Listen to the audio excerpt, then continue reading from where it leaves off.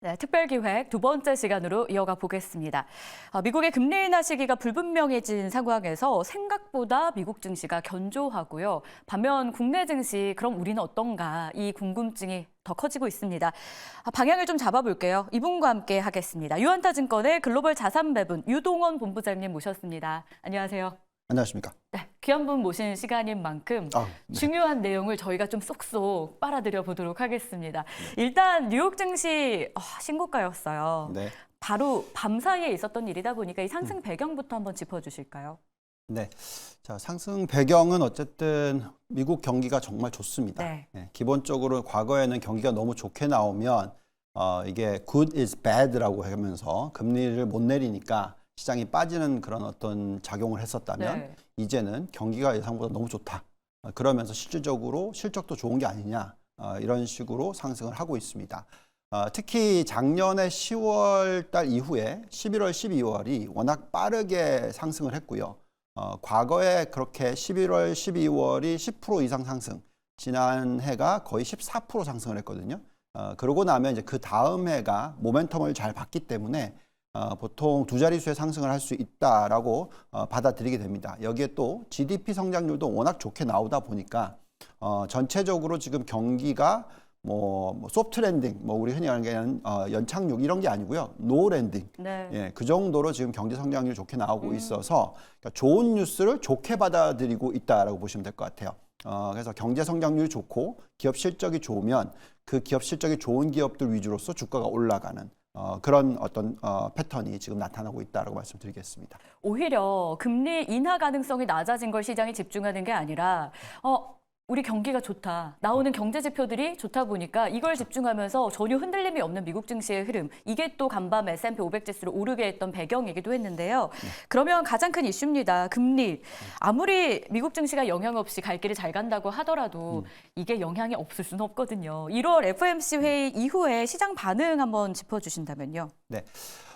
말씀하신 대로 계속 올라가기만 하기는 어렵죠. 네.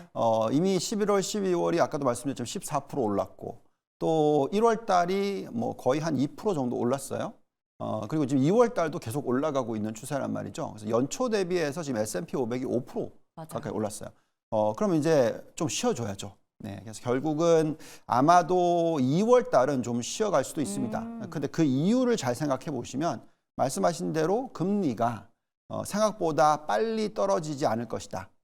또 금리를 내리는 타이밍 자체가 많은 분들이 3월 달을 기대를 했는데 이제는 그게 물 건너갔죠. 네. 네, 그래서 5월 달에 내릴 수 있을 가능성이 있기는 하지만 전체적으로 어쨌든 이 금리를 내리는 타이밍이 좀 자꾸 지연될 것 같다라는 의미에서 어떤 2월 달이 좀 쉬어갈 수도 있습니다. 그렇지만 저희가 판단하기에는 워낙 펀더멘털이 좋아서요. 금리를 안 내리는 것, 그러니까 금리를 또 너무 빨리 내려버리면 이게 경기 침체로 넘어가는 게 아닌가 이렇게 해석할 수가 있어요. 네. 그러면 또 오히려 시장이 안 좋을 수가 있거든요. 그래서 저희의 판단에는 금리를 내려줄 건데 천천히 내려줄 거다 이렇게 보고 있고요. 그렇지만 어쨌든 2월 달은 좀 조정이 있을 수 있으니까 이걸 어떻게 보면 투자 기회로 삼는 그런 전략이 적절하지 않나라는 얘기를 해드릴 수 있을 것 같습니다. 결국 천천히이긴 하지만 금리 인하는 이루어질 거니까 시장에 조정이 나온다면 그게 투자의 기회로 삼을 수 있겠다라고 전략까지 좀 주셨는데요. 네. 그러면 저희가 이렇게 자세히 예측은 어렵지만 그래도 힌트를 좀 주세요. 언제쯤 인하가 가능할 것으로 예측하고 계십니까? 네. 이게 이제 인하하는 타이밍도 중요하고요. 네. 얼마나 내리느냐도 중요합니다. 근데 저희가 판단하기에는 지금이 1995년부터 2000년 인터넷 사이클이 일어났던 네. 시기와 굉장히 비슷하다고 봐요. 기억하신지 모르겠지만 1995년 2월 달에 마지막으로 금리를 올렸고요. 그리고 나서 얼마 안 있어서 이제 금리를 내렸는데 네. 많이 내리지 않고 딱 3차례만 내렸습니다. 왜? 경기가 워낙 좋았기 때문에. 저희는 지금이 비슷한 모습이라고 생각하고요. 근데 내려줄 수 있는 타이밍은 결국 인플레이션이 잡히면 됩니다. 미연준의 입장에서는 여태까지 금리를 너무 빨리 올리지 않았다라는 게 굉장히 큰 리스크였었고 그래서 너무 많이 올렸는데 또 이제 너무 빨리 내려버리면 문제가 생길 수가 있으니까 천천히 내리겠다라는 거고요.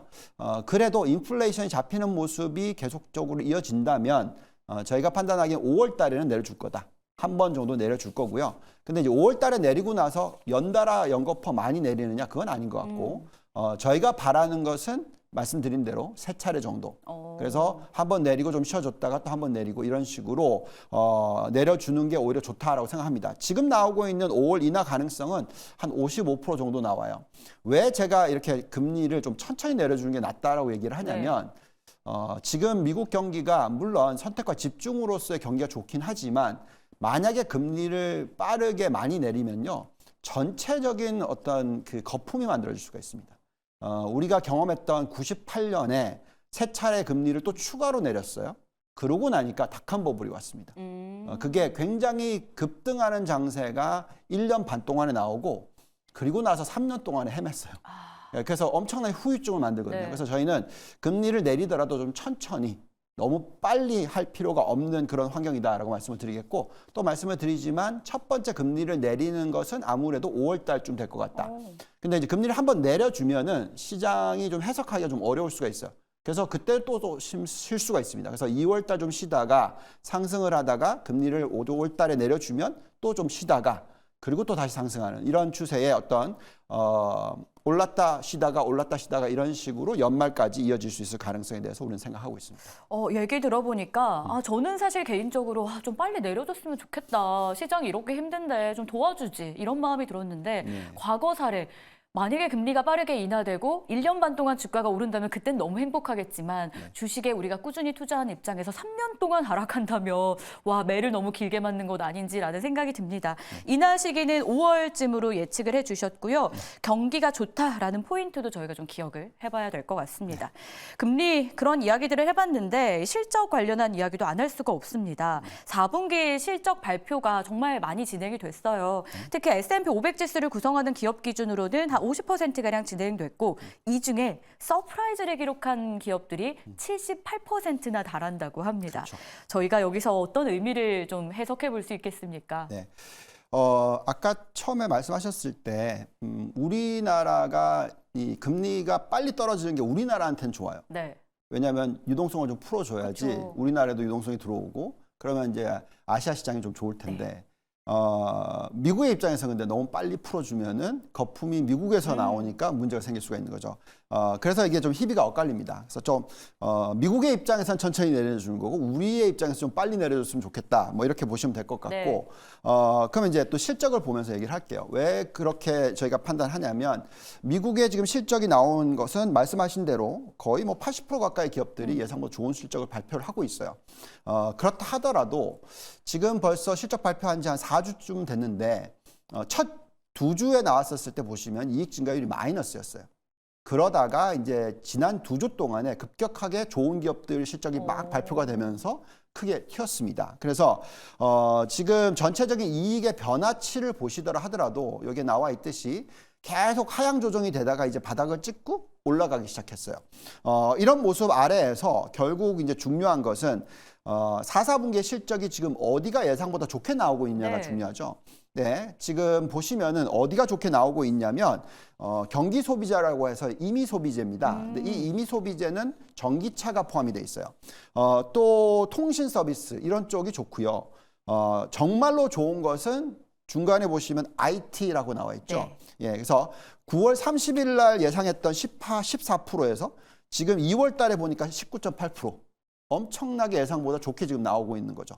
그래서 상향 조정이 되고 있는 겁니다. 그래서 이렇게 상향 조정되고 있는 업종에 대한 투자가 굉장히 중요하다라는 얘기를 해드리겠고요.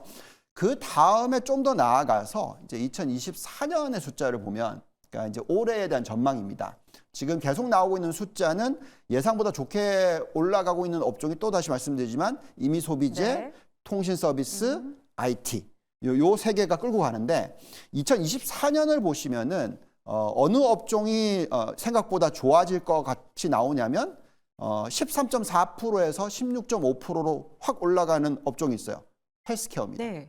바이오 업종입니다. 그래서 올해는 아무래도 이제 바이오 업종에 대한 관심을 언제 금리를 내리기 시작했었을 때 아마도 5월 달이라고 얘기했죠. 네. 그때부터 바이오 업종도 이 상승에 참여를 할 거다. 그래서 이런 쪽에 대한 관심이 지금 필요한 시기고 실적을 또 계속 지켜보시면서 어디가 예상보다 좋게 나오는지 앞으로 어느 정도 이익 증가율이 나오는지를 보셔야 되는데 중요한 것은 보시면 2024년에 전체적인 이익 증가율이 얼마 정도 나오냐면 11.2% 정도 나오고 있어요. 예. 그래서 이익 증가율이 두 자릿수라는 것은 그만큼 지수도 두 자릿수의 상승을 보여줄 수 있는 한 해다. 그게 2024년이고 그렇다면 올해 연말까지 S&P 500이 얼마까지 갈까요? 5,400 정도까지는 갈 수 있을 것 같다라고 생각하고 있습니다. 추가적인 상승 여력, 그 룸이 남아있는 S&P 500, 이 지수 전체가 움직인다라는 건 안에 내부적으로 상승할 업종이 있다라는 거고요. 특히 올 한 해는 헬스케어 쪽, 제약바이오에 대한 긍정적인 성장도 우리가 확인해 볼 수 있었습니다. 자, 그러면 은행 이야기도 한번 해볼까요? 네. 미국 지역은행들이 좀 흔들흔들했어요. 특히 뉴욕 커뮤니티 은행이 왜 또 요동쳤는지 이 부분도 궁금해하실 것 같아서 요거부터 얘기 한번 들어볼게요. 네. 자, 우선 은행을 들여다볼 때는 두 가지 요소를 봐야 됩니다. 네. 우선 이 은행이 위태위태할 때 이게 체계적 붕괴까지 넘어가느냐, 즉 시스테믹 리스크라고 얘기를 합니다. 그래서 과거에 금융위기가 터졌던 2007, 8년, 또 우리나라로 따지자면 1997년, 98년에 금융위기, 우리가 IMF 위기라고 얘기하죠. 그래서 은행이 막 망해가면서 어떤 경제에 엄청난 악영향을 미치는 시기를 얘기를 합니다. 그래서 지금 현재 이 상업용 부동산의 규모를 보시면은 전체 GDP의 약 한 13% 정도 되고요. 실질적으로 손실률로 계산을 하면은 아마도 미국 GDP의 약 한 1.3% 정도 될 겁니다. 이 사이즈는 그렇게 큰 게 아니에요. 과거에 금융위기가 터졌었을 때를 보시면은 2007, 8년 이때인데요. GDP의 80%. 엄청난 문제였고요. 그래서 미국 GDP의 약 7%가 사라졌었어요. 그렇기 때문에 그런 어떤 위기가 터졌지만 지금은 충분히 은행권이 가지고 있는 이 예대 마진, 순이자 마진으로서 커버가 가능하다라고 말씀을 드리겠습니다. 네. 그래서 그렇게 된다면은 결론적으로는 금융위기가 터지지는 않죠. 그래서 경기 침체로 넘어가지는 않습니다. 근데 이제 안타까운 부분은 뭐냐면 결국은 이 부실을 해결해야 될 거 아니에요.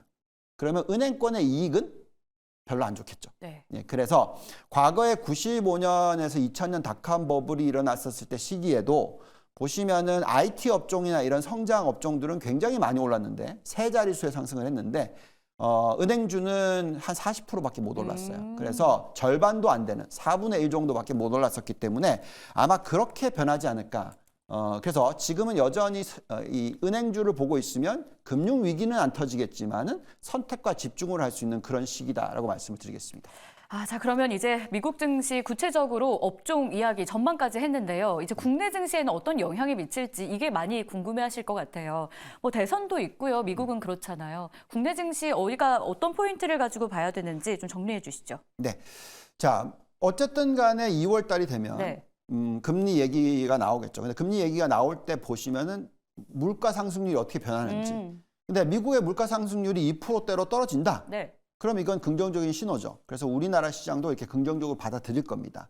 그래서 글로벌 유동성이 풀릴 수 있다라는 가능성에 대해서 다들 얘기를 할 거고요. 그래서 이제 인플레이션 숫자가 어떻게 나오고 미 연준이 어떻게 얘기를 하고 이에 따라서 우리나라에 어느 정도 수혜가 있을지를 들여다봐야 될 것 같습니다.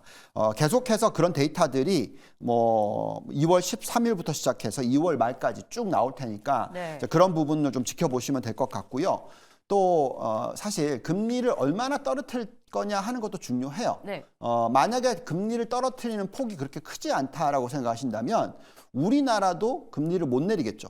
왜냐하면 지금 격차가 3.5%의 한국은행 금리와 그래서 그렇다면은 결국은 한국도 선택과 집중을 하셔야 되는 그런 케이스가 됩니다. 그래서 수출을 잘하는 기업 쪽으로 네. 투자를 하셔야 되겠죠.